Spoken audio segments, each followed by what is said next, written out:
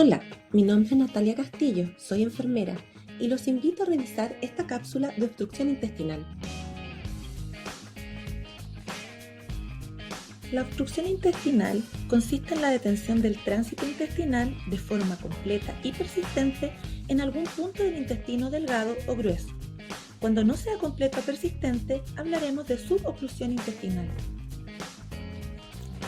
La obstrucción intestinal en la infancia constituye un cuadro sindrómico característico, no solo por su etiología diferente a la del adulto, sino por su repercusión fisiopatológica, que implica una mayor gravedad en la edad pediátrica y una progresión de la sintomatología más rápida que en el caso del adulto. Existen varias clasificaciones para la obstrucción intestinal. En pediatría es útil agruparlas por edad. En el neonato, la obstrucción intestinal generalmente está causada por malformaciones congénitas a cualquier nivel del intestino.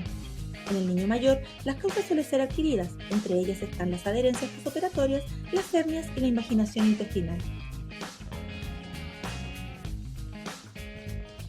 En esta cápsula veremos dos causas de obstrucción intestinal en la infancia: malrotación intestinal con vólvulo e invaginación intestinal. Una malrotación intestinal se produce por errores en la rotación, en la fijación o en ambas en el intestino medio durante la etapa embrionaria.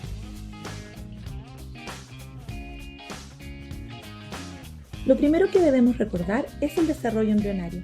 Hay un momento en el desarrollo del intestino en que la cavidad abdominal se hace demasiado pequeña en forma transitoria para contener todas las asas intestinales, por lo que entran en la cavidad extraembrionaria a través del cordón umbilical. Esto ocurre aproximadamente en la sexta semana. Aquí el intestino crece en longitud y rota alrededor del eje formado por la arteria mesentérica superior, completando un giro de 90 grados contrario a las agujas del reloj. El yeyuno y el ilion forman diversas asas enrolladas y el intestino grueso se alarga considerablemente. Además se forma el ciego y el apéndice. Luego de aumentar el crecimiento embrionario aproximadamente en la 10ª semana de gestación, el intestino retorna a la cavidad abdominal, donde continúa la rotación otros 180 grados, hasta completar unos 270 grados en total, y en esta posición se fijan.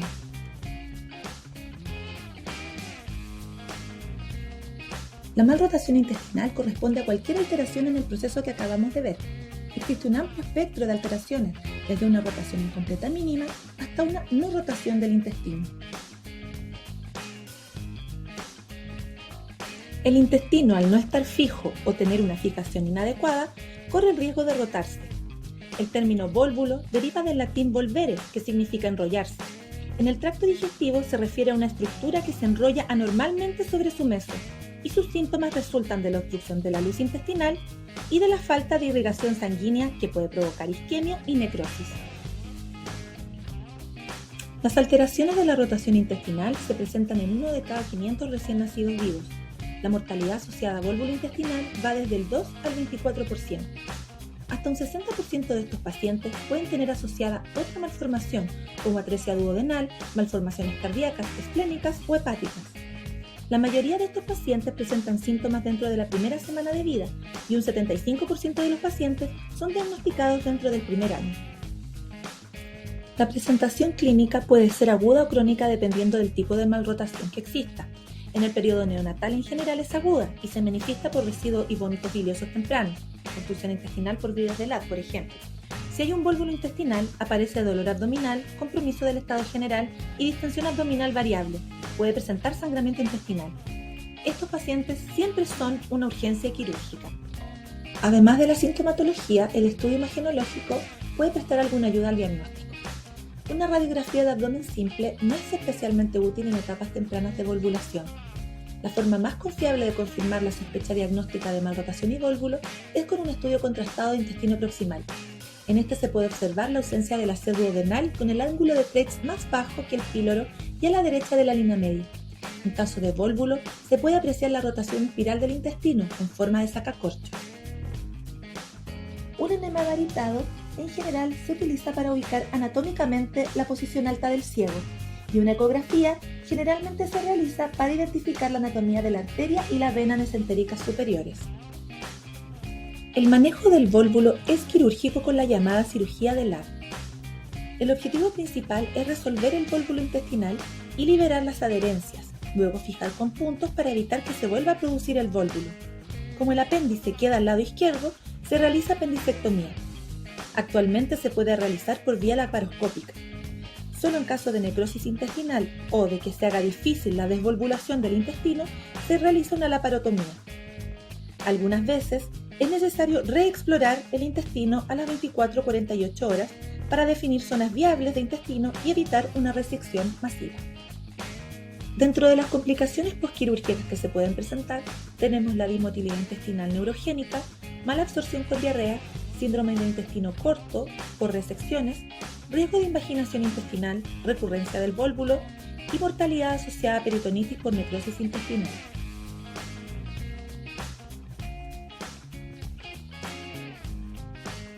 Ahora hablaremos de invaginación intestinal. Esta ocurre cuando un segmento del intestino se introduce dentro del segmento de intestino distal que está adyacente a él, produciendo una obstrucción intestinal.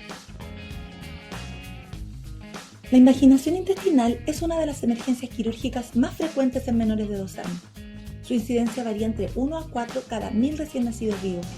El 90% de ellas son idiopáticas y es posible encontrar tejido linfático del ilion distal edematoso y con hiperplasia, posiblemente secundario a infecciones virales, que actúa como punto guía para la invaginación. Es frecuente encontrar lesiones orgánicas, pero en pacientes mayores, por ejemplo el divertículo de Meckel. 2/3 de los afectados son varones. El 70% ocurre entre los 2 y los 12 meses, habiendo un pico de presentación entre los 4 y los 7 meses. Más del 80% de las invaginaciones son ileocolónicas. El dolor abdominal es el síntoma más frecuente. Es típicamente cólico y en crisis que duran entre 2 y 3 minutos. El paciente llora, grita, levanta las piernas. Estos espasmos se presentan cada 15 a 20 minutos. Entre ellos, el niño se ve pálido y letárgico. Los vómitos también son frecuentes, principalmente cuando la obstrucción intestinal ya se ha establecido.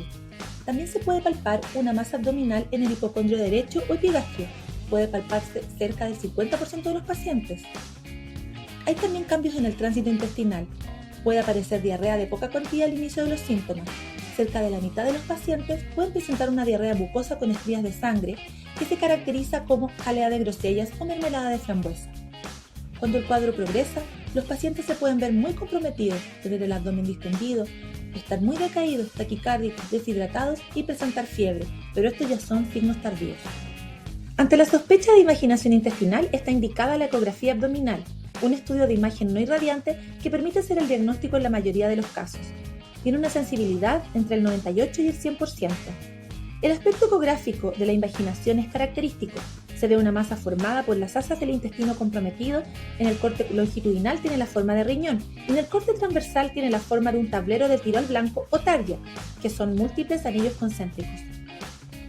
La tomografía computada se usa excepcionalmente debido al alto rendimiento de la ecografía abdominal, que es un examen menos invasivo. La TAC puede ser útil en aquellos casos en que la ultrasonografía muestra alteraciones complejas o ante sospecha de una alteración anatómica causal, como un tumor. La radiografía de abdomen simple sirve para detectar presencia de obstrucción o perforación intestinal, pero son signos tardíos. Actualmente, un gran porcentaje de los casos se resuelven mediante técnicas de desinvaginación o reducción no quirúrgica, bajo control radiológico, ya sea mediante enemas de aire o de varios. Se trata de un procedimiento que requiere la participación conjunta de un radiólogo y un cirujano pediátrico, y que debe realizarse en un centro con pabellón quirúrgico disponible ante la eventualidad de una complicación o fracaso del procedimiento. Para intentar una reducción neumática, el paciente debe haber sido reanimado con fluidos y mantenido en un ambiente tibio. Se introduce una sonda Foley en el recto y se infla el balón. Los glúteos son sellados alrededor de la sonda con tela y el gas, ya sea aire o oxígeno medicinal, es insuflado con control de presión a través de un esfigmomanómetro. La progresión de la reducción se evalúa bajo fluoroscopía. El paso súbito de gas al intestino delgado es indicación de reducción exitosa. La exploración quirúrgica está indicada cuando hay fracaso de la reducción neumática reiterada, cuando hay un cuadro clínico de peritonitis o cuando existe sospecha de una lesión patológica. En algunos pacientes, debido al grado de compromiso intestinal o la presencia de una perforación, además de la reducción de la invaginación, será necesario la resección de un trozo intestinal. En caso de una invaginación que sea secundaria, ya sea un divertículo, un pólipo o un tumor, está indicada la corrección quirúrgica sin intentar la reducción no quirúrgica.